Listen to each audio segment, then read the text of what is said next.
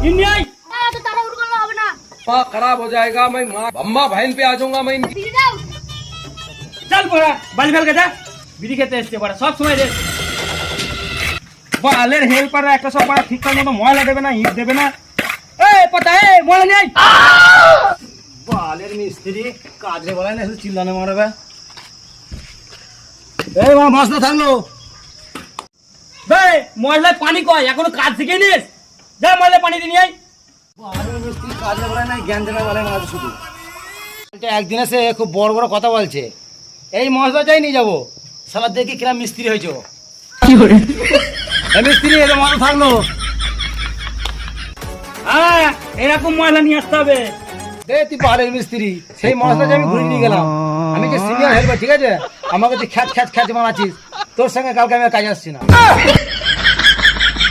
আমি তো চললাম এই